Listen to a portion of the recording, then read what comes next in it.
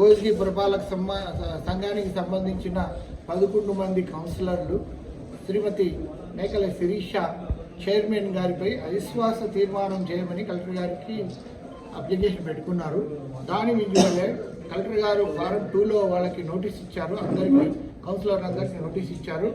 24వ తారీఖు 11:30 గంటలకి ఈ సమావేశం ఏర్పాటు చేసి అవిశ్వాస తీర్మానానికి వ్యతిరేకంగా చేస్తారా మరి సపోర్ట్గా చేస్తారా అనేది ప్రిసైడింగ్ ఆఫీసర్గా ఆర్డీఓ నారాయణపేటకి నియమించారు. అది మేము కరెక్ట్గా 11:30 గంటలకి మేము ఇక్కడ సమావేశం ఏర్పాటు చేశాము. 11:35 తీర్మానం ప్రవేశపెట్టాము. ఆ తీర్మానంలో 11 మంది కోరం వచ్చింది కాబట్టి 11 మంది తీర్మానాన్ని ఆమోదించారు. దానివల్ల మనం ఆమోదం యొక్క సర్టిఫికేట్ తీసుకున్నాం, వాళ్ళ సంతకాలు తీసుకున్నాం. తర్వాత 11:12 గంటలకి చైర్మన్ గారు వచ్చి వాళ్ళ కోర్టులో ఏదో ఆర్డర్ ఉందంటే మనకి ఆర్డర్ కానీ ఎటువంటి ఆర్డర్లు కానీ మనకి చేరలేదు. చేరిన తర్వాత దాని మీద లీగల్గా ఏమైనా కోర్టు ఆర్డర్ ఒత్తిళ్ళు ఏమైనా ఉంటే లీగల్గానే వెళ్తాము. Okay, thank you. ఎక్కడో తెలియకుండా చట్టాల్లో తెలియకుండా పోయి ఇంతకుముందు ఏమో ఒక ఆమె చనిపోయింది, దానికి ఆపమని పోయినారు. నేడేమో 3 పార్టీలు మారిందని చెప్పి పార్టీలకు దీనికి సంబంధం ఉండదు. అవిశ్వాసం అనేది చైర్మన్ పనితీరు మీద ఆధారపడి ఉంటుంది కాబట్టి దాన్ని కోర్టు ధిక్కరించుకుంటూ స్టే నిరాకరించి మెయిన్ కేసు అడ్మిట్ చేసుకున్నది. ఆ మెయిన్ కేసు అడ్మిట్ అనేది వీళ్ళు ఏ పార్టీ అనేది అప్పుడు నిర్ణయిస్తారు.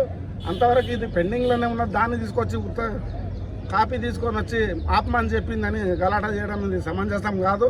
దీంట్లో ఎలాంటి స్టే కానీ ఏం కానీ రాలేదు. మెయిన్ కేసు అడ్మిట్ అయింది, అంతవరకే ఉండదు. కాబట్టి ఈ కేసు తోటి మాకేం సంబంధం లేదని తెలియజేస్తుంది. నేను పత్రికా విలేకరులకు సోదరులందరికీ కూడా నేను నమస్కారాలు తెలియజేసుకుంటున్నాను. ఈరోజు ఏదైతే అవిశ్వాసం అని 24 కోస్గి మున్సిపల్ అవిశ్వాసం అని పెట్టిందో దాన్ని నేను చట్టపరంగా గతంలో నేను 28 తారీఖు నాడు 2003లో 28 తారీఖు డిసెంబర్లో నేను ఒక నోటీసు జారీ చేయడం జరిగింది. కలెక్టర్ గారికి నోటీసులు జారీ చేయడం జరిగింది, సెక్రటరీ ఆఫీస్కి జారీ చేయడం జరిగింది. మళ్ళీ అదేవిధంగా స్టేట్ ఎలక్షన్ కమిషనర్ గారికి కూడా నేను ఇవ్వడం జరిగింది. మరి ఢిల్లీ ఎలక్షన్ కమిషనర్ గారికి కూడా ఢిల్లీకి కూడా నేను పోస్ట్ చేయడం జరిగింది లెటర్లని. ఏదైతే నేను 29 రోజు నేను కంప్లైంట్ చేసినానో అప్పుడు మా బీఆర్ఎస్ కౌన్సిలర్స్ లక్ష్మమ్మ అనే ఒక కౌన్సిలర్ గారు చనిపోవడం జరిగింది. ఆమె చనిపోయిన ప్లేస్లో కౌన్సిలర్ ప్లేస్ అనేది ఖాళీగా ఉంది కాబట్టి ఆ ఖాళీ ప్లేస్ని ఫిలప్ చేయాలి, న్యూ ఎలక్షన్ కండక్ట్ చేయాలి అని నేను కోరడం జరిగింది ఆ కంప్లైంట్లో. నెక్స్ట్ మళ్ళీ నేను 5 తారీఖు రోజు కూడా నేను మళ్ళీ ఒక కంప్లైంట్ చేయడం జరిగింది. మళ్ళీ 2వ తారీఖు నాడు కూడా నేను ఎలక్షన్ కమిషనర్ గారికి ప్రతి ఒక్కరికి కూడా పోస్ట్ ద్వారా మరి ఎలక్షన్ కమిషనర్ గారికి ప్రతి ఒక్కరికి కలెక్టర్ గారికి కూడా నేను నోటీసులు జారీ చేయడం జరిగింది. దాని తర్వాత మళ్ళీ నేను మొన్న జనవరిలో 16th రోజు కూడా నేను నోటీసులు కూడా కంప్లైంట్ చేయడం జరిగింది. కలెక్టర్ గారికి, కమిషనర్ గారికి ప్రతి ఒక్కరికి కూడా నేను నోటీసులు ఇవ్వడం జరిగింది. ఈరోజు నేను ఇచ్చినటువంటి కంప్లైంట్లని కలెక్టర్ గారు నేను ఇచ్చిన కంప్లైంట్లకు ఏ దానికి కూడా రెస్పాండ్ కాలేరు. వారి నుంచి నాకు ఎలాంటి నేను వాళ్ళ పైన నేను ఇచ్చిన కంప్లైంట్లకు చర్యలు తీసుకోవాలని నేను తెలియజేయడం జరిగింది. ఎలాంటి చర్యలు కూడా వాళ్ళు తీసుకోలేరు. మరి అదేవిధంగా ఇక్కడ ఎవరైతే ఉన్నారో కౌన్సిలర్స్ అందరూ కూడా 4వ తారీఖు రోజు పోయి అవిశ్వాసం నోటీస్ని ఇవ్వడం జరిగింది. ఇంకొకటి అవిశ్వాసం నోటీస్ ఇచ్చిన వెంబడే నెక్స్ట్ డేనే మళ్ళీ ఇక్కడ మున్సిపల్ నుంచి కలెక్టరేట్ వరకు 8వ తారీఖు లోపు ఒక 5-6 నోటీసులు జారీ చేయడం జరిగింది. అంటే నేను ఇచ్చిన నోటీసులకు వాళ్ళు రిప్లై ఇవ్వలేరు, వాళ్ళు ఏది యాక్షన్ తీసుకోలేరు.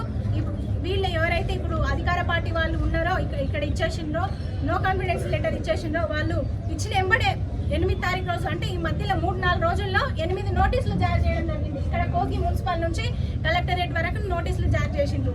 మరి ఇంత స్పీడ్గా ఇంత ఆగమేఘాల మీద వాళ్ళు ఈ విధంగా కుట్రపూరితంగా చేస్తున్నారు.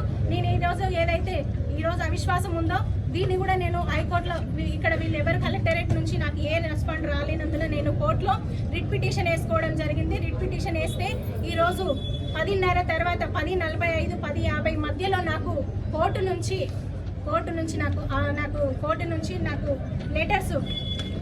నాకు లెటర్స్ కూడా రావడం జరిగింది. ఏదైతే ఈ కోర్టు నుంచి లెటర్ వచ్చిందో ఏమని ఉందంటే ఈమె ఫలానా మేకల శిరీష చైర్పర్సన్ ఎవరైతే ఉన్నారో ఆమె రిట్ పిటిషన్ వేసింది కాబట్టి ఆమెకు న్యాయపరంగా ఈరోజు ఎవరి మీద అయితే కంప్లైంట్ ఇచ్చిందో ఆ కంప్లైంట్ల పైన చర్యలు తీసుకోవాలి, కలెక్టర్ గారు చర్యలు తీసుకోవాలి, ఆర్డీఓ గారు చర్యలు తీసుకోవాలి. చర్యలు తీసుకున్న తర్వాత, చర్యలు చేపట్టిన తర్వాత 3 వారాల తర్వాత వరకు వాళ్ళకు వాయిదా వేయాలని కూడా ఈ ఆర్డర్ కాపీ నాకు కోర్టు నుంచి రావడం జరిగింది. కానీ నేను ఇక్కడికి వచ్చి ఆర్డీఓ గారి దగ్గర నేను మాట్లాడితే అయిపోయింది అవిశ్వాసం అని మాట్లాడడం జరుగుతుంది. ఏ విధంగా అయిపోయింది? మీటింగ్ కండక్ట్ చేయడం 11:30కు మీటింగ్ అయితే 10:30 తర్వాత 10:45 మధ్యలో నాకు ఆ కోర్టు నుంచి ఆర్డర్ కాపీ రావడం జరిగింది. మరి 10:45 నిమిషాలకు ఆర్డర్ కాపీ వస్తే వీళ్ళు మీటింగ్ కండక్ట్ చేసింది 11:30కు. మీరు ఒకసారి గుర్తించాలి, 11:30కు వచ్చింది, 11:30కు వీళ్ళు మీటింగ్ కండక్ట్ చేసిండ్రు. అంటే ఎంత టైం ఉంది? ఒకసారి మీరు కూడా ఆలోచన చేయాలి. ఈ టైంలో వాళ్ళు ఈ కోర్టు నుంచి ఏదైతే హైకోర్టు నుంచి వచ్చినటువంటి ఆర్డర్ కాపీని లెక్క చేయకుండా వాళ్ళు ఈ ఆర్డర్ కాపీని పక్కన పెట్టేసి పట్టించుకోకుండా వాళ్ళు ఇష్టానుసారంగా దౌర్జన్యంగా అన్యాయంగా ఈరోజు అవిశ్వాసాన్ని ముందరికి తీసుకొచ్చి మూవ్ చేయడం జరిగింది.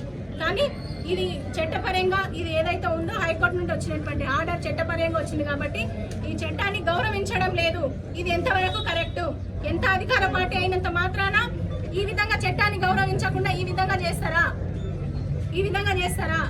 కోర్టు నుంచి 10:30 మధ్యలో వచ్చింది.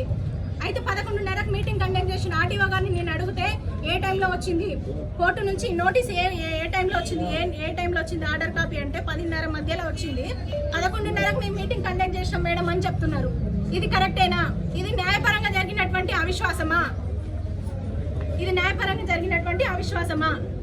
నేను దీన్ని ఖండిస్తున్నాను. ఎందుకంటే న్యాయం ఎవరైనా సరే, కలెక్టర్ అయినా సరే, కమిషనర్ అయినా సరే, ఆర్డీఓ అయినా సరే, ఎవరైనా సరే, ఎంతటి వారైనా సరే, చైర్పర్సన్ అయినా సరే చట్టాన్ని గౌరవించాలి, చట్ట ప్రకారం వెళ్ళాలి, లాని గౌరవించాలి. ఈ విధంగా వీళ్ళు ఈరోజు అన్యాయంగా ఈరోజు అవిశ్వాసం అయిపోయిందని తెలియజేయడం జరుగుతుంది. వీళ్ళు చేసిందంతా దౌర్జన్యంగా చేస్తుండ్రు, అన్యాయంగా చేస్తుండ్రు.